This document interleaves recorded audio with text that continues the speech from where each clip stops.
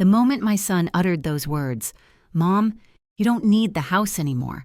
Just sign it over to us," something inside me froze so completely that even the warm light from the chandelier above couldn't melt it. I stood there, in my own living room, clutching the keys I had held for more than 30 years. The keys to the only place where my laughter, my grief, my marriage, and my motherhood had ever lived. And yet, to my son, David, it felt like nothing more than an old piece of property he had already decided belonged to him. The evening air outside was cool, pressing through the half-open window curtains. A soft breeze drifted in, stirring the scent of lavender I kept in the hallway vase. The house felt alive, warm, glowing, familiar. But in that moment, my bones felt cold. My fingers trembled around the keys, and I saw David's eyes flick toward them, like a hawk spotting something shiny. Before we dive into this intense drama, take a moment to hit the like and subscribe buttons, and don't forget to turn on notifications. Your support is my greatest strength. Let's start now. I hadn't heard my son speak to me that boldly since he was a teenager testing the limits of my patience. But tonight, this wasn't rebellion. This wasn't childishness. This was something far more calculated, and my chest tightened at the realization that he had come here with intention. Bianca, his wife, stood behind him with her arms delicately folded. Her dress was sleek, black fabric that shimmered subtly under the soft glow of the chandelier. Her lipstick was a deep, rich wine color, and her expression was smooth, unreadable, almost smug. She leaned against the wall as if she owned the place already. "David," I whispered, my throat tight. "What are you talking about?" He lifted his chin, adjusting the cuff of his tailored suit, a gesture that made my heart ache. I remembered when he used to run around this house with scraped knees and mismatched socks, laughing and shouting, "Mom, catch me!" But tonight, he looked like someone who had come to conduct business, someone who no longer felt like my child.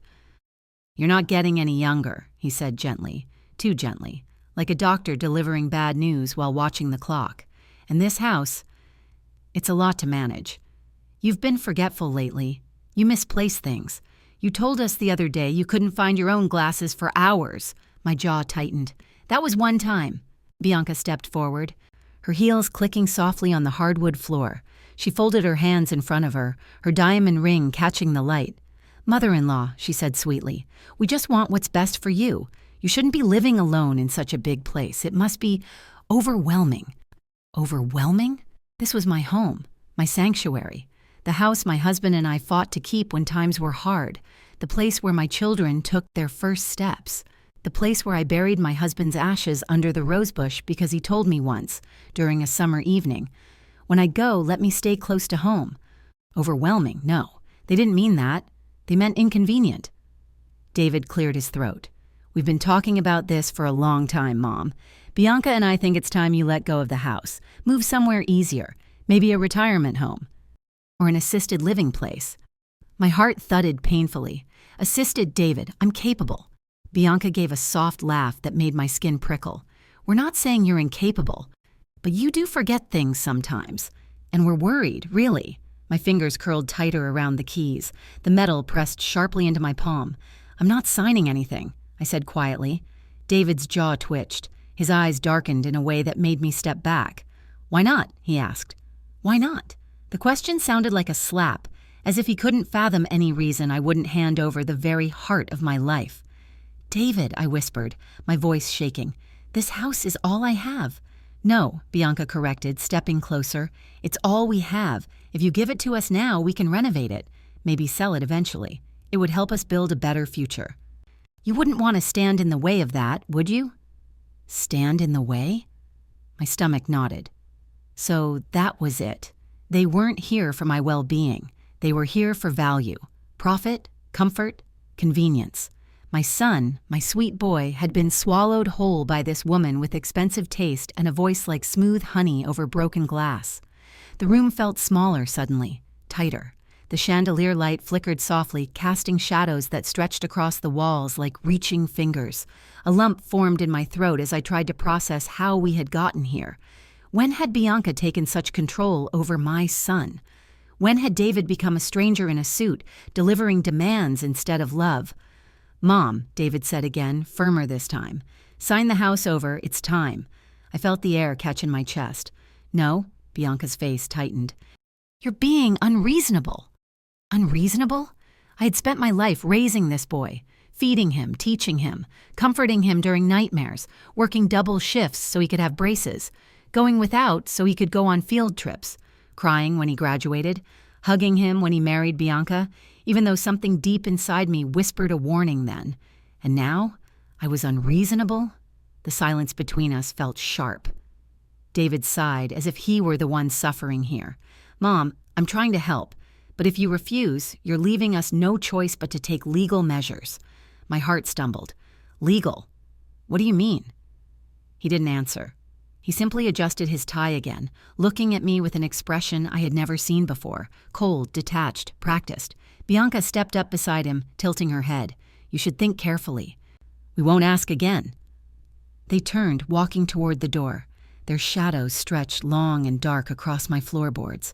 My knees trembled as I held on to the keys. Outside, the wind rustled the garden leaves, brushing against the windows like the house itself was trying to comfort me. But inside my chest, a different wind was rising, a quiet, steady storm, because they had no idea at all what truth lay buried beneath this house, no idea what their greed was about to awaken, and no idea who they were dealing with. They thought I was weak, they thought I was fading, they thought they owned me already, but they had forgotten one thing. I am my husband's wife, and he didn't leave me unarmed, and when David threatened legal action, he had no idea what world of consequences he had just invited into his life. If you had walked into my living room in that moment, right as David and Bianca shut my door behind them with that soft final click, you might have thought I was frozen in time. And maybe I was. I stood there staring at the wood grain of the door, my breath trembling in and out, the house keys digging sharp little crescents into the center of my palm. The chandelier hummed faintly above me, a warm glow touching my shoulders. But inside, I felt as though someone had turned off all the lights. Their footsteps faded. My thoughts didn't. How did we get here?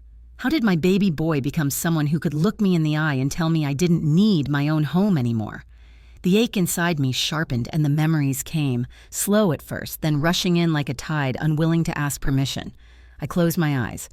And just like that, I slipped backward in time. The sun used to pour into this house like honey in the mornings. I remember standing in the kitchen with a floral apron tied around my waist, frying yam and eggs while little David sat on the stool behind me, kicking his small feet against the wood. He couldn't have been more than 7.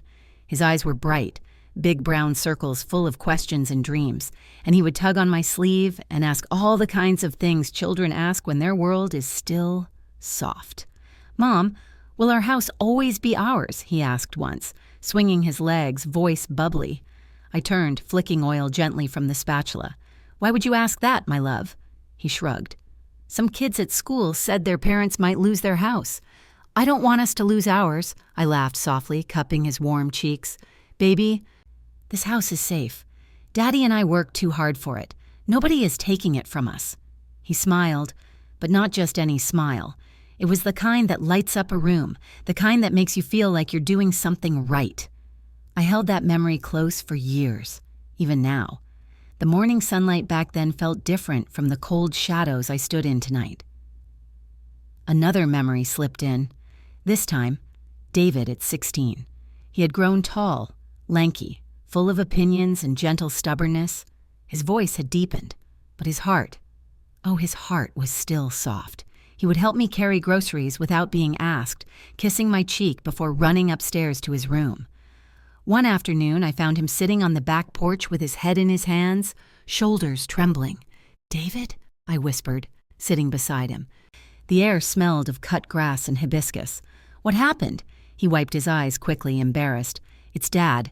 His health is getting bad. I heard him coughing earlier. It sounded different." My heart squeezed.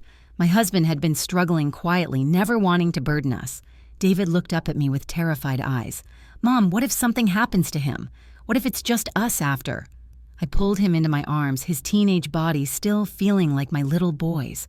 "We'll face everything together," I whispered. "This house, this family. We stay strong, okay? He nodded into my shoulder. Back then, he still believed in us. He still believed in me. Another memory. This one harder to swallow, the day he brought Bianca home for the first time. She had walked in with a calm smile and a perfume that smelled like citrus and ambition. She shook my hand, her fingers were cool, nails perfectly manicured. "Nice home," she said, glancing around with a polite but calculated eye. "So, cozy. Cozy, not beautiful, not warm, not impressive, just cozy." David didn't notice the subtle judgment in her tone, but I did. I always had a sharp eye for women like her, women who smile with their lips but never their hearts. Still, I tried to welcome her, for my son's sake. I cooked, I cleaned, I set the table with my best dishes. She sat across from me with the faintest up-tilt at the corner of her mouth, as though she were cataloging everything I owned and filing it under average. After dinner, when I offered her homemade zobo, she hesitated before accepting. She took one sip, blinked, then smiled that small, tight smile. "It's interesting," she said. Interesting. Later that night, when David hugged me before leaving, I caught the way Bianca glanced around again, this time slower, as though assessing value. Back then, I thought I imagined it. Now, I knew exactly what I had seen. The flashback shifted again, this time to one of the last moments I had with my husband. He lay in our bedroom, the late evening sun painting the walls in soft gold. His breathing was weak, but his eyes still held the fire I loved. I sat beside him, my fingers laced with his. "You take care of yourself," he whispered, "and take care of the house. Don't let anyone push you out of it, you hear?" I nodded, wiping my tears on the sleeve of my robe. He squeezed my hand with the last bit of strength he had. I made arrangements. "You'll be protected, but keep things quiet until the right moment." "What arrangements?" I whispered. He smiled weakly. "You'll know when you need to." Those were the last real words he ever said to me, and I never told anyone, not even David. The present came rushing back as I opened my eyes, standing in my living room with the keys still in my hand. The weight of memory settled over me like a warm blanket, and then hardened like armor. David had not always been this man. Bianca had not always been in our lives, and I had not always been powerless. But now, something inside me shifted. The memories reminded me of who I was, who my husband believed I still am, and what this house really meant to us. I exhaled slowly. The trembling in my fingers stopped. My spine straightened. Outside, the wind brushed the leaves again, but this time it sounded less like a whisper and more like a warning. A soft, firm resolve settled in my chest. If my son and his wife wanted to play games, they were about to discover exactly who taught David strategy in the first place. Because buried deep in my husband's drawer, behind old documents and framed certificates, was a truth they didn't know existed. A truth he told me to keep quiet until the right moment. A truth that would turn their plans to dust. And tonight, it felt like the right moment was finally approaching. I didn't sleep that night. The house was quiet, still, wrapped in the kind of silence that presses against your chest and makes you feel every beat of your heart. I sat in the living room with only the lamp beside me glowing softly, casting golden light across the carpet, across my trembling hands, across the keys that still lay on the coffee table. Those keys felt heavier than ever, like they carried not just metal, but memory, promise, and warning. Outside, the wind picked up, brushing gently against the window panes. The curtains shifted, and every now and then the faint creak of the old wooden hallway reminded me I wasn't as alone as they thought. This house was alive. It listened. It remembered. It protected. Somewhere between midnight and dawn, while the moon hung low like a quiet witness, I rose from the couch and walked down the hall. My fingers trailed against the wallpaper, feeling the ridges and patterns I had memorized decades ago.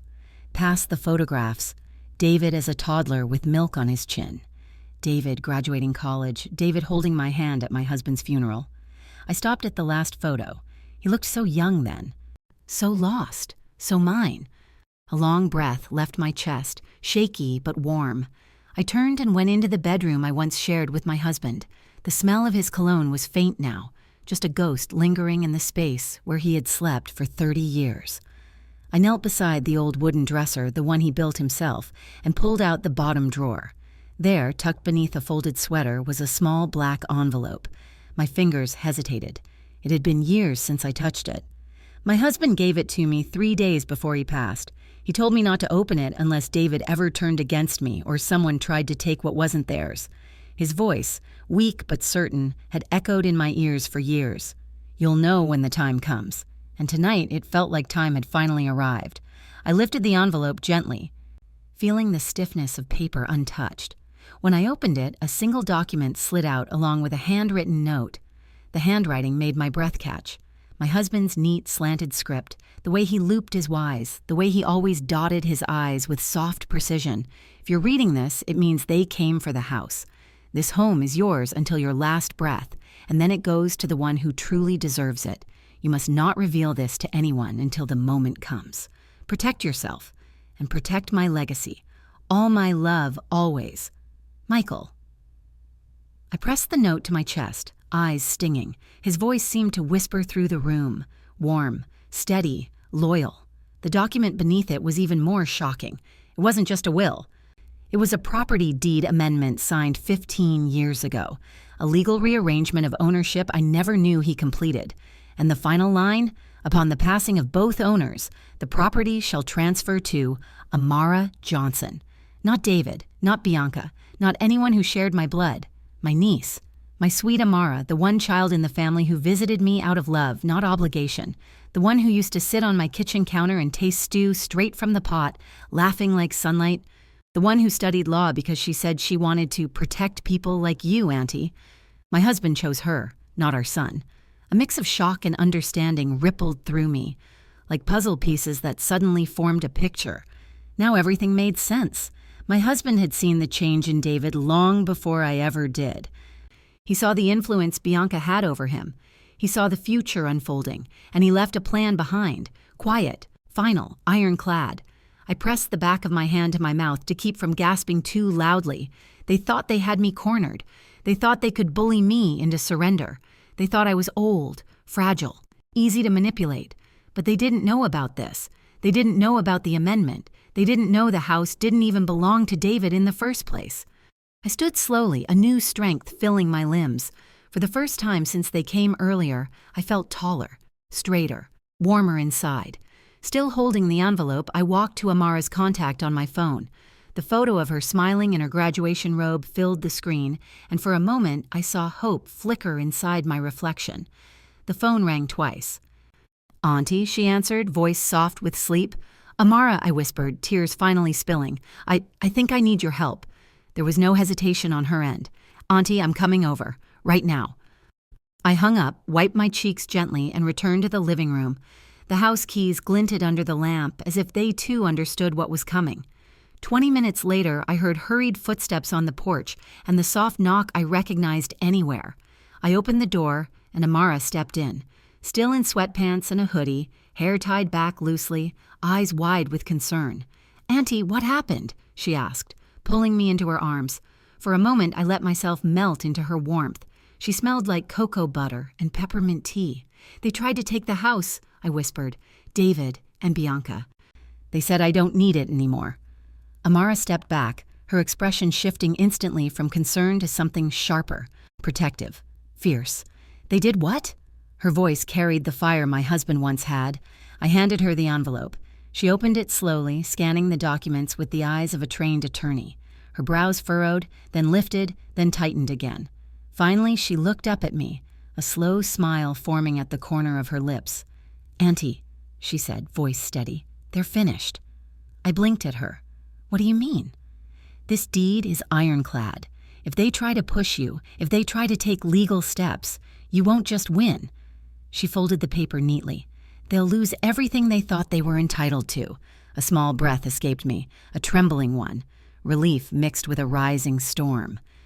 Amara placed a gentle hand on my shoulder. "Auntie," she said softly, "you are not alone." I looked at her, really looked. Her eyes held strength, her voice held power. Her presence filled the room with something I hadn't felt since my husband passed, safety. For the first time that night, I didn't feel afraid. But downstairs, somewhere in the quiet corners of the house, I still felt something else, stirring.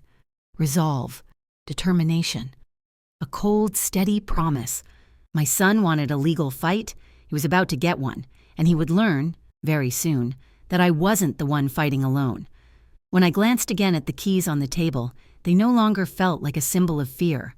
They felt like a weapon, a quiet, polished weapon, waiting to be used at the right moment. And that moment was coming fast. Amara stayed the night.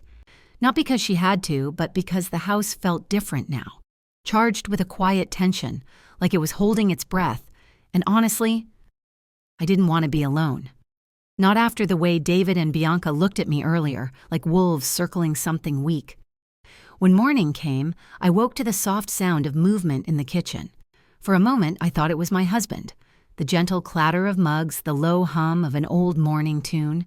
But when I stepped into the hallway, there was Amara standing by the counter, her hair tied up, wearing one of my oversized sweaters and pouring hot water into 2 mugs. She looked up and smiled. "Auntie, I made tea."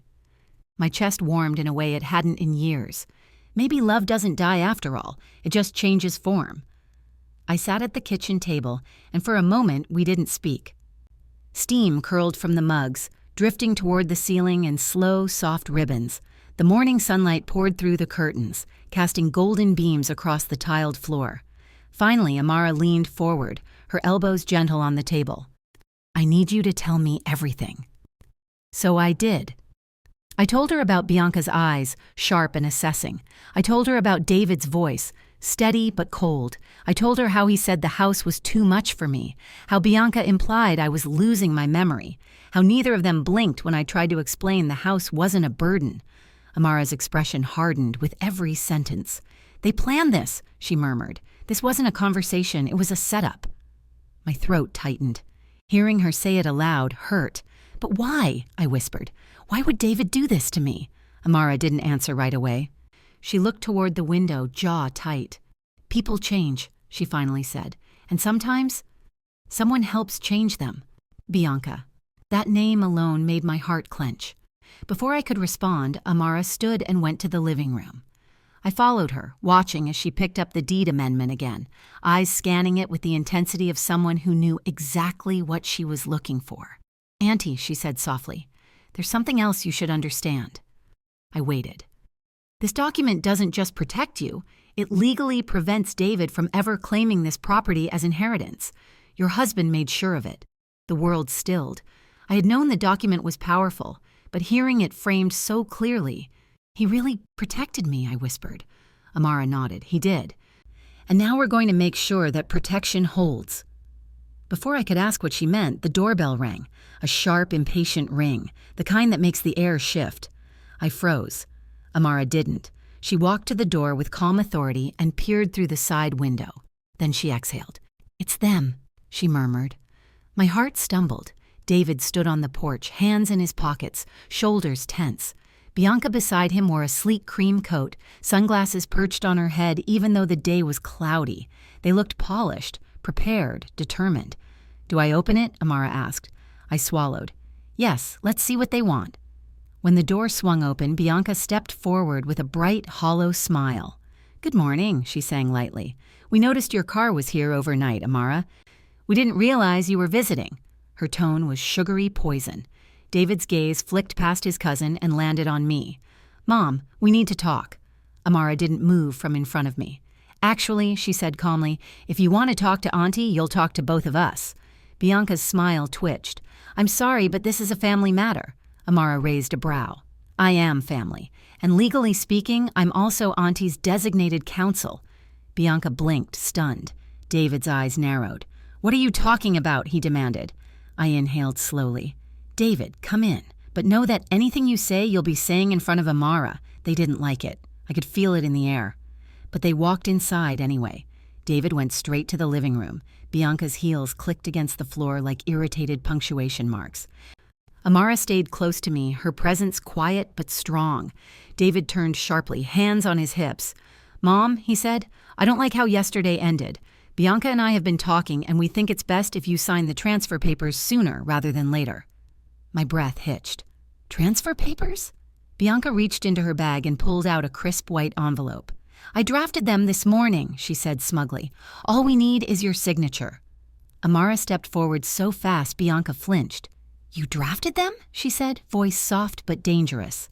And what qualifications do you have to draft legal property documents? Bianca stiffened. I watched a template online. Amara's lips curled into a half smile. That was the moment I realized. She was enjoying this. Bianca, she said sweetly, those documents aren't just incorrect. They're illegal. David's jaw ticked. Stop making this complicated. Mom knows she can't stay here forever. She's just being emotional. That was it.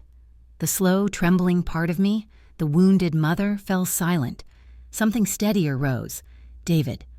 My voice was soft but firm. Sit down. He blinked at me, startled.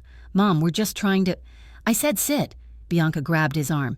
David, what... But he sat. His eyes searched mine, confusion swirling in them. I sat down across from him and placed the black envelope gently on the table. There is something you don't know, I said quietly. Something your father put in place before he died. Bianca stepped closer, curiosity cracking through her arrogance. What is that? I tapped the envelope. This house, I said, does not belong to you. It never has. Silence, thick, heavy. Then David laughed, short and nervous. Mom, what are you talking about? Amara stepped beside me. You're about to find out. Bianca reached for the envelope, but Amara blocked her hand without even looking at her. Auntie, Amara said, show him. With steady fingers, I lifted the deed amendment and held it out. David took it. Bianca leaned in sharply, and as their eyes traveled across the lines, as the legal wording settled, as my husband's signature stared back at them, I watched something shift in David's face. Confusion, then disbelief, then fear. Subtle but real. Bianca grabbed the paper. No, she whispered, reading it faster. No, this can't be right. This says the property isn't his. It doesn't go to him. It goes to... Her voice caught. She looked up, eyes wide. Amara! David looked betrayed by the very air he was breathing. That's impossible, he choked. No, I said softly, it's not. The room went silent except for the soft tick of the clock on the wall. For the first time ever, they looked small. Bianca recovered first. This doesn't change anything, she snapped. We'll fight it. Amara smiled. You're welcome to try, but I promise you, you'll lose. Bianca's lips parted, stunned. But David just stared at me. And for a moment, just a moment, the little boy who once feared losing his home flickered behind his eyes. He whispered, Mom, why would Dad do this? A tear slipped down my cheek. Because he saw who you were becoming long before I did. The truth landed like a stone on the floor between us. David swallowed hard. Bianca stepped back. Amara stood strong. And I, for the first time in years, felt like I was finally standing on solid ground. David didn't speak for a long time after that. He just sat there with the deed amendment open in his shaking hands, eyes flicking over the same lines again and again as if the words might magically rearrange themselves into something he wanted to see, something that fit the version of reality he had already built with Bianca. But reality wasn't bending for him tonight. Not this time. Bianca, on the other hand, was unraveling. Her lips tightened, and she looked around my living room like it had betrayed her too, as though the walls should have warned her what she was walking into. She paced near the coffee table, her heels clicking angrily, the rhythm sharp and uneven. This doesn't make sense, she snapped, fingers twisting the fabric of her coat. Why would your husband leave the house to her? She pointed at Amara like she was pointing at a stain. Amara didn't flinch. She didn't even look at her. She just crossed her arms, chin lifted slightly, calm as ever. David finally lifted his eyes from the paper. They were red, moist, confused. Mom, tell me this isn't what it looks like, he whispered. My heart clenched, not because of his words, but because of how small he sounded. I remembered when he used to sound small for innocent reasons, losing a toy, scraping a knee, failing his first math test. But this softness wasn't innocence. It was fear cracking through pride. David, I said gently, your father did this because he loved you, and because he feared the choices you might make. His eyes flickered with pain. But Bianca, she scoffed, this is ridiculous. You're saying a grown man predicted the future? No, something else is going on. She turned to David. We're getting a lawyer today. Bianca, David began. No, she stepped closer to him. She's tricking you. They're both tricking you. Amara lifted a brow. I'm an attorney, Bianca.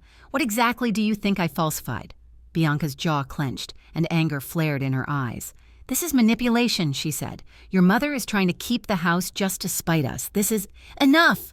My voice cut through the air, low but shaking with years of unspoken heartbreak. The room fell silent. David looked at me. I could see him struggling, between loyalty to his wife, guilt pressing on his chest, and the truth staring at him from the document in his hands. I sat carefully on the edge of the couch, the keys glinting beside me. "When your father knew his time was short," I said quietly, "he worried. Not about himself, not about money, not about death." I met David's eyes. "He worried about you." David's throat bobbed as he swallowed. I continued. "He saw how much Bianca pushed you. He saw how eager you were to please her, even at the expense of yourself. And he feared that one day someone might convince you to put them before your own family." Bianca scoffed loudly. "So now you're blaming me for this? I don't control your son." But David didn't defend her. He didn't even look at her. He was staring at me like he was seeing me again for the first time in years. Dad thought, "I would take the house from you?" he whispered, voice thin. "No," I said softly. "He feared someone would convince you to." Bianca turned sharply toward him. "David, don't listen to this manipulative." But he lifted a hand to silence her. And that was when I knew the ground beneath them had started to crack. He wasn't angry at me. Not anymore. He was angry at himself. I watched him inhale slowly, eyes still glued to the legal document. "Auntie," Amara said gently, addressing me but watching him, "let him read the rest." David looked up, confused. "There's more?" he asked. Amara nodded. "Flip to the second page." Bianca tried to grab the document, but David pulled it away from her, unfolding the next sheet. His eyes scanned down, and suddenly his face drained of color. He looked up at me again, voice trembling. He wrote a letter." I nodded. "That's why the envelope stayed sealed." David took a shaky breath and began to read aloud.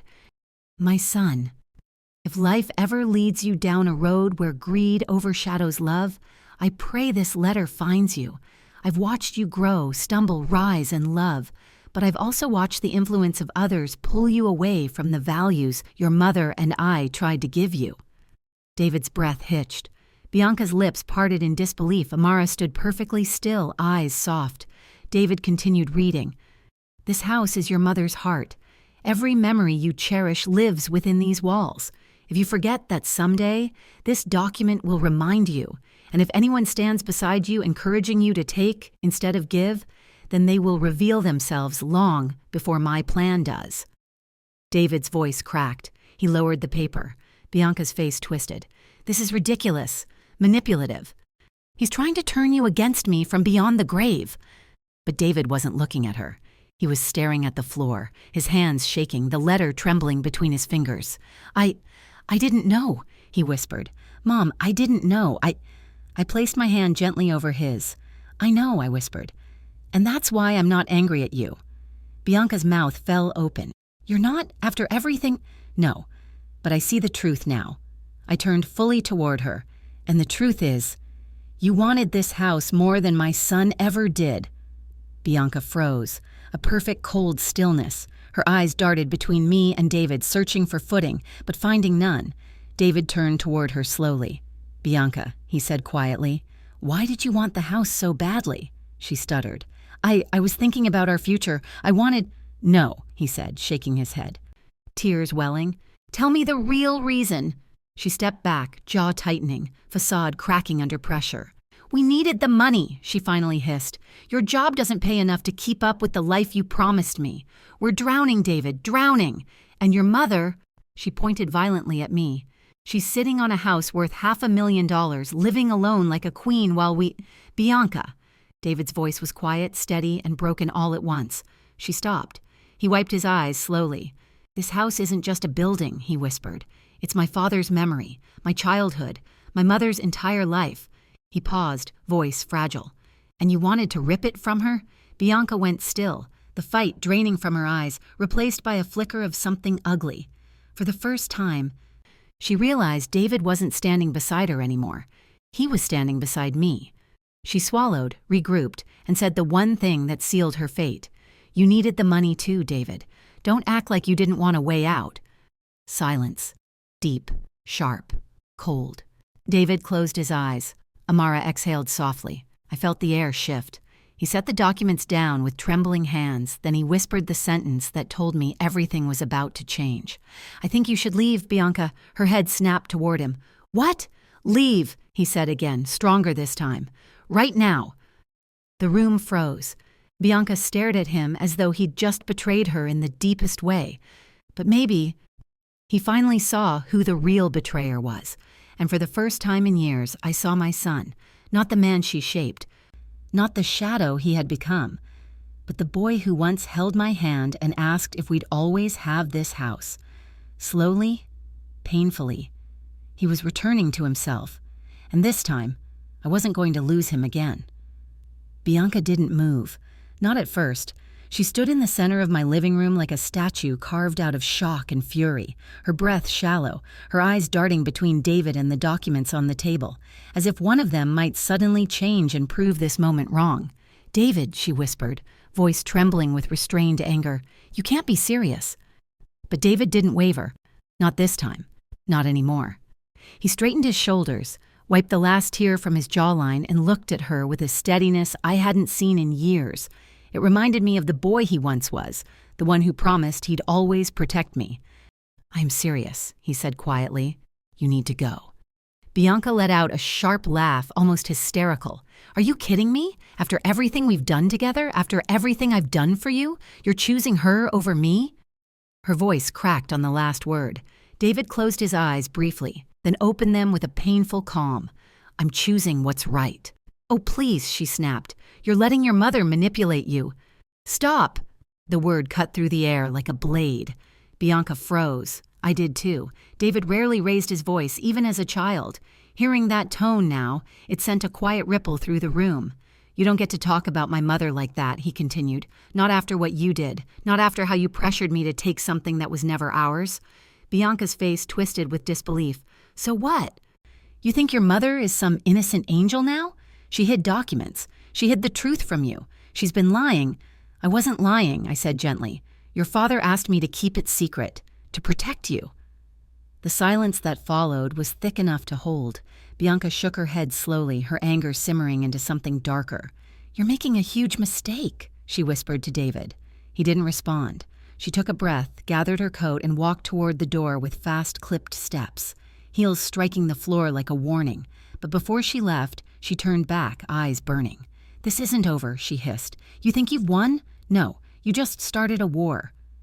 David didn't flinch. He didn't blink. Just watched her leave with an expression carved from exhaustion and awakening. The door slammed behind her, rattling the frame. And just like that, Bianca was gone. For now. David sank onto the couch and buried his face in his hands. The room exhaled with him. I moved slowly, my joints stiff from tension and age, and sat beside him. The cushion dipped under our combined weight, and for a moment neither of us spoke. His shoulders trembled. "I'm sorry," he whispered. "Mom, I'm so sorry." My heart cracked open, fragile and full. I reached out and gently touched his back, the same way I used to when he was little and cried after nightmares. His breathing hitched, and he leaned into me like a child again.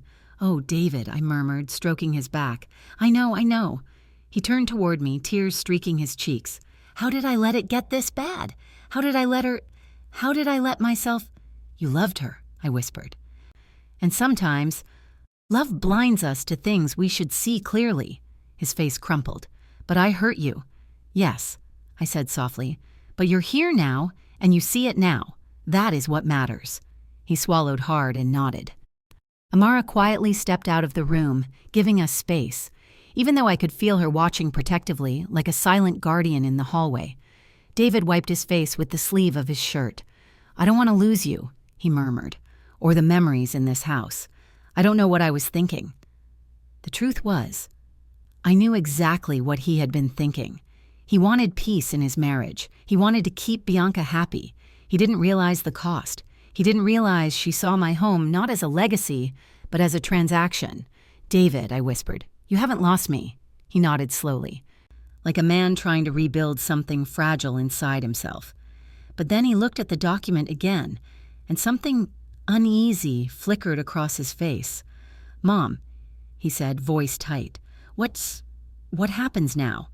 Legally, I mean. Amara stepped back into the room. Well, she said calmly, leaning against the doorframe, Bianca isn't going to walk away quietly. She'll fight this. She'll try to twist it. She'll even try to turn people against Auntie or question her competence to handle her own affairs. I stiffened. David looked horrified.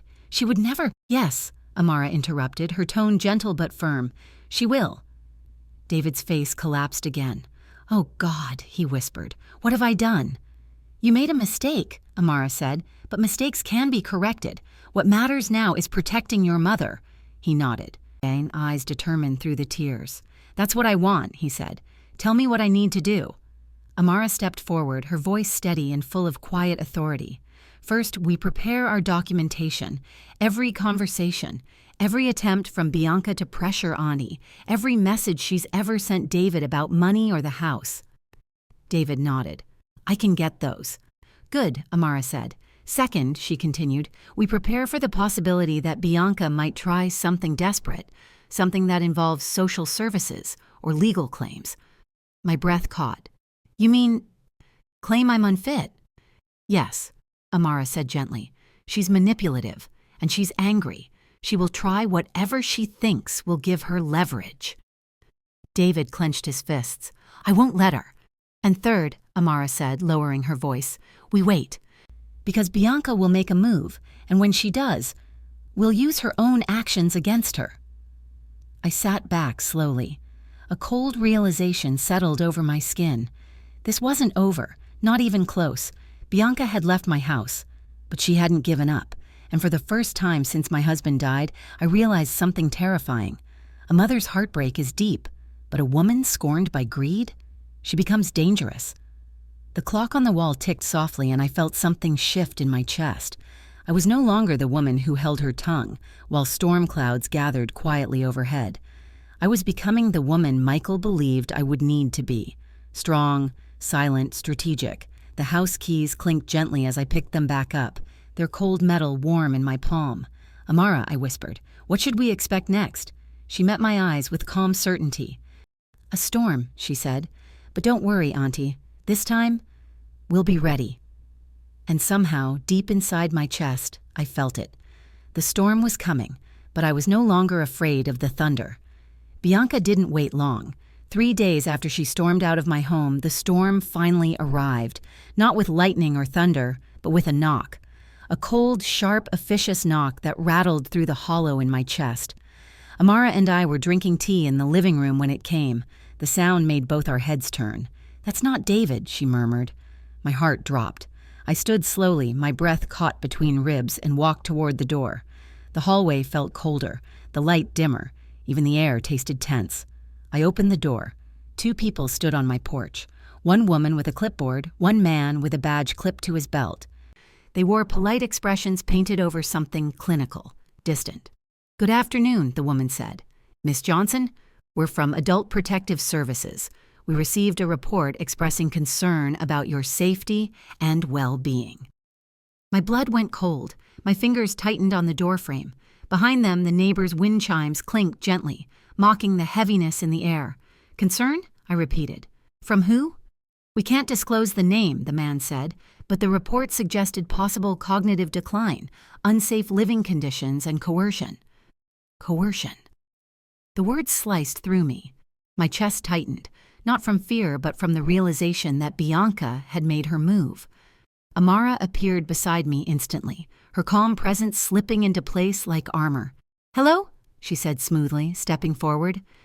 I'm attorney Amara Johnson, Miss Johnson's legal counsel. You may speak to me regarding the details of the report. The APS workers blinked. Attorney? The woman asked. Yes, Amara replied, voice warm but sharp at the edges. Before you proceed any further, I need clarification. Do you have a warrant for entry? The man shook his head. We don't need a warrant for welfare checks. We just need consent. Then my aunt declines, Amara said, unless you provide a documented reason grounded in specific evidence, which you do not have. The woman shifted uncomfortably. We're just here to ensure her safety. She is safe, Amara said firmly, and we have reason to believe this report was filed maliciously. If you attempt to enter without grounds, we will file a complaint for harassment and misuse of state resources. Both workers looked startled. The man cleared his throat. We don't want trouble. We're simply obligated to follow up. Good, Amara said, and now you have. She offered a polite, victorious smile, then gently shut the door. I pressed my hand against my heart.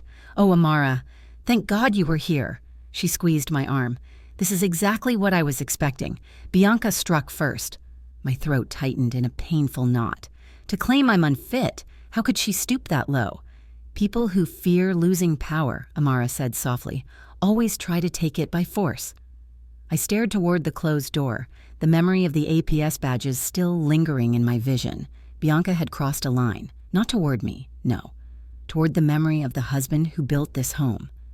Toward the son she'd twisted. Toward every sacrifice I made to keep my family whole. Before I could speak, another knock sounded. This one, lighter, gentler. Amara tensed beside me, then slowly opened the door again. David stood on the porch, alone this time. His eyes were red, tired, swollen from sleepless nights. Mom, he whispered. Amara, my shoulders loosened just a little. David, come in. He stepped inside, guilt hanging off him like a heavy, wet coat. I'm so sorry, he said immediately. APS came by the apartment this morning, too. They asked me questions. They said someone reported that I might be in danger from you. My breath caught.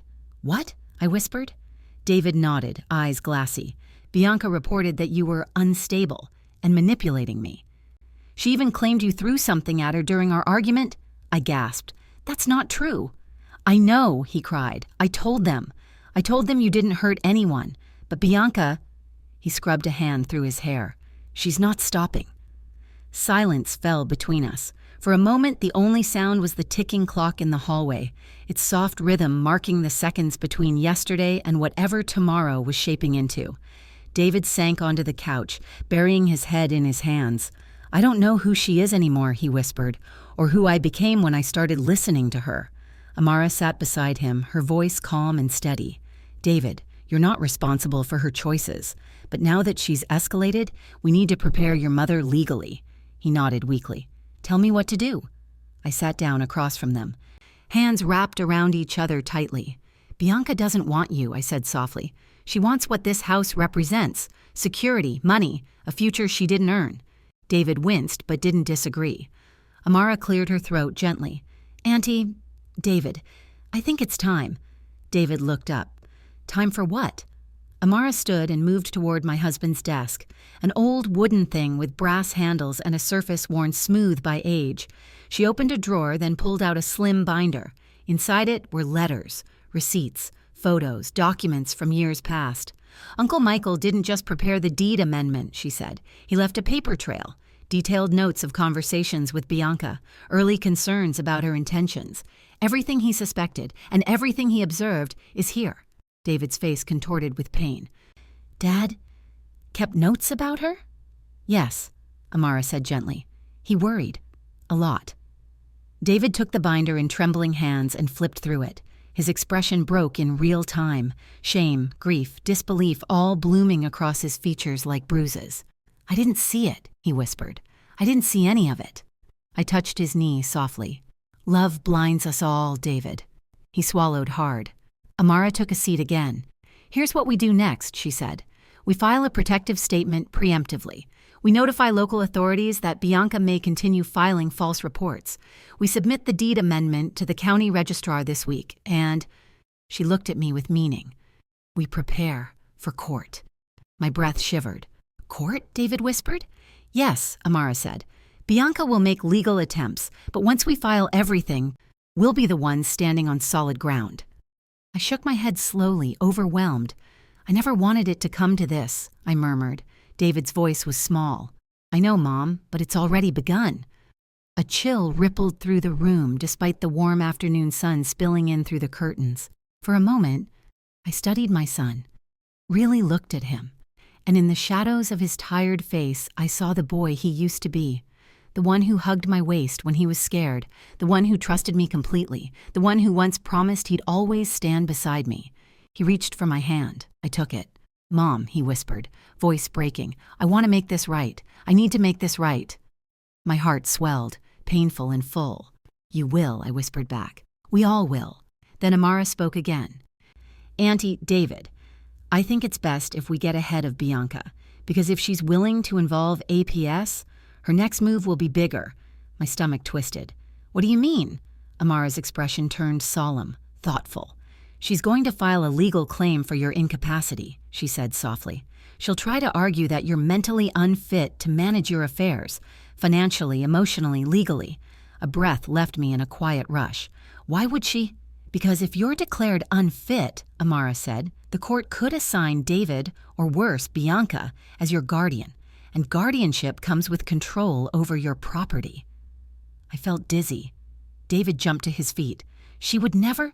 She would, Amara said firmly. The room went still. Then David whispered something that made my skin prickle. Mom, he said, voice hollow. We have to win. Outside, the wind brushed the windows again.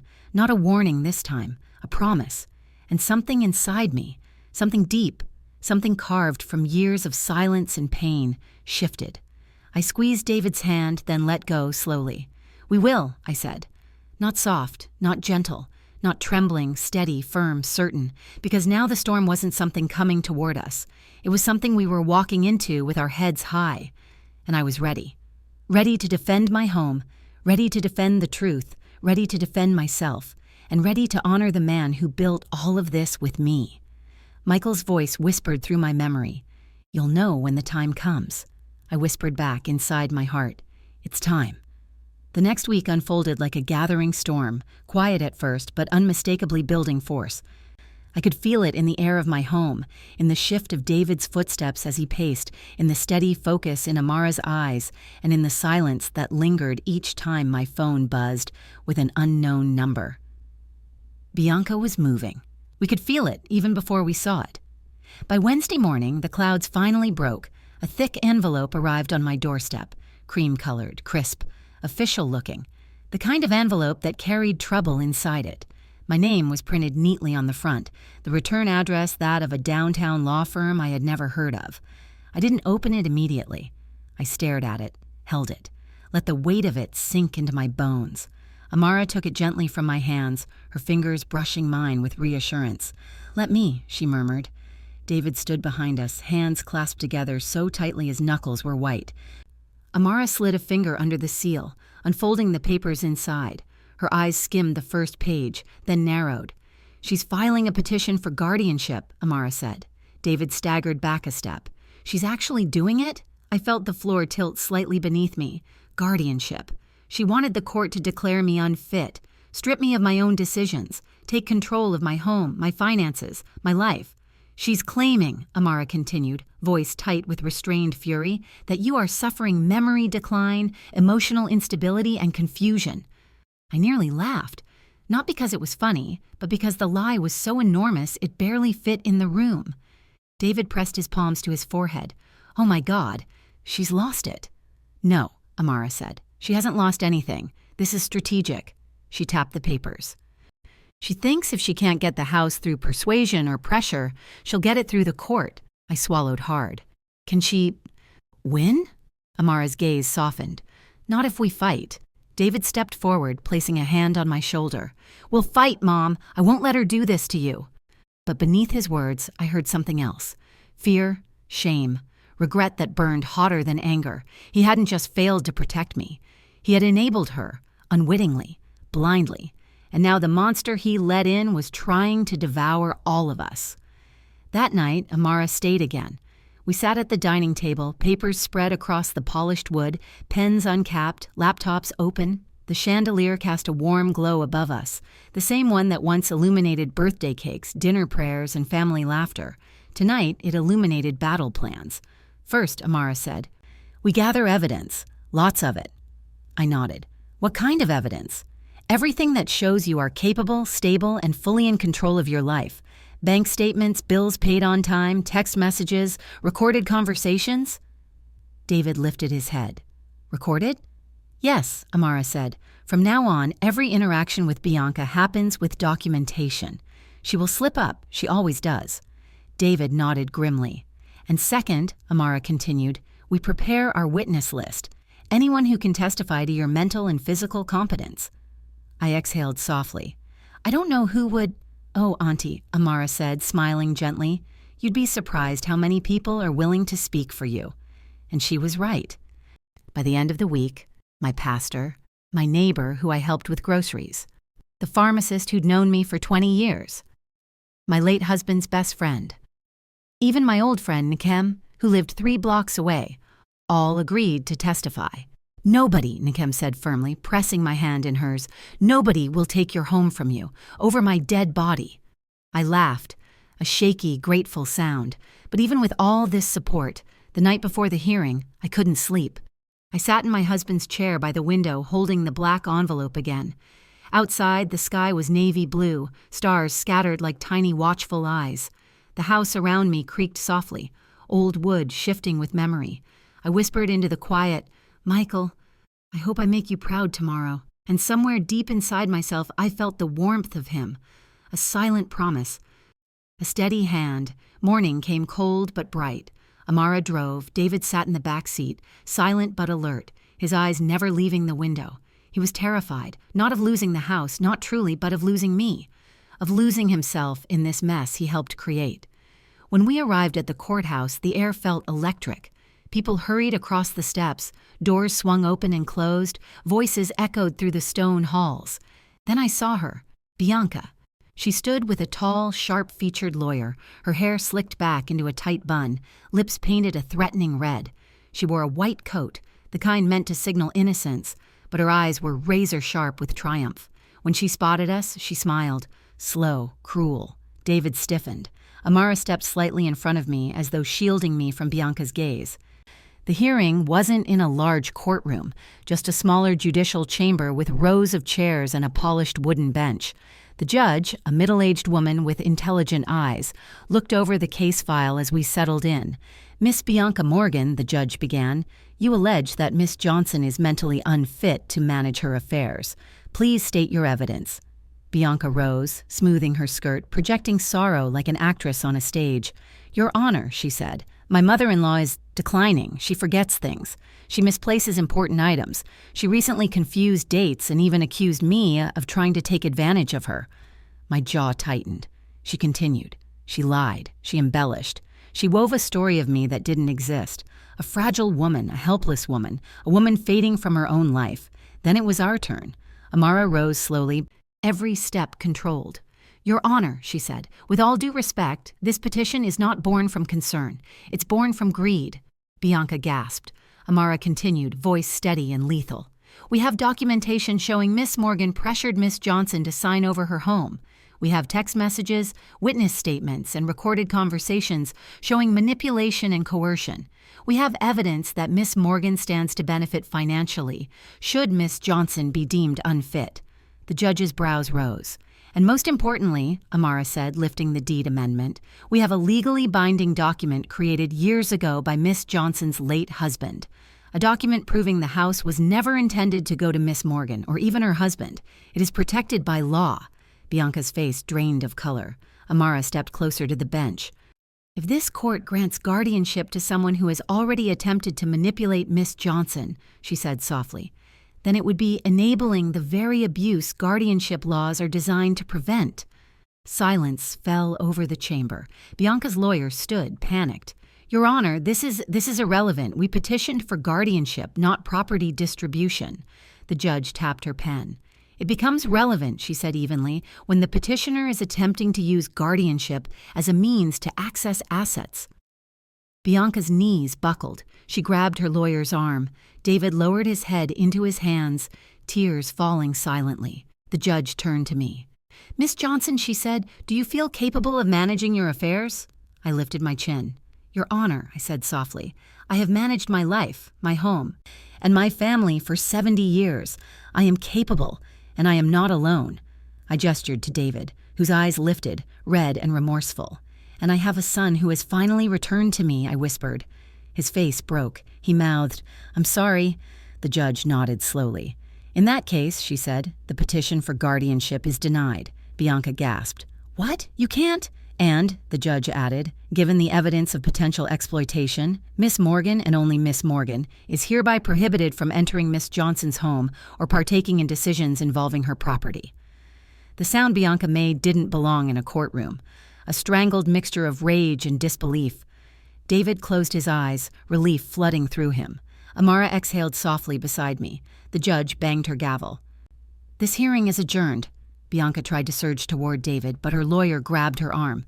"This isn't over," she spat at me, but her voice, it didn't shake me anymore. David stood, walked past her without a glance, and met me at the door. "Mom," he whispered, tears in his eyes. "I'm here now. I'm not leaving again." I cupped his cheek, my thumb wiping the tear. "I know," I said. We stepped into the sunlight, Amara beside us, fierce and proud, and just like that, I felt it. I had won. Not by screaming, not by breaking, not by fighting fire with fire, but by standing strong in the truth my husband left behind. The house keys jingled softly in my hand as we walked down the courthouse steps, a sound not of fear, but of victory. And as the breeze brushed my hair, warm and gentle, I whispered inside my heart, "We protected it, Michael. We protected everything. I'm really glad you're here and that I could share my story with you. If you liked it, show me by liking the video and subscribing to my channel. Let's see how many of us there are. Write in the comments which city you're watching from and what time it is. I'm so curious to know where all you wonderful people are tuning in from. I share new life stories for you every single day. And now, 2 of my most popular stories will pop up on the screen so you can choose what to watch next.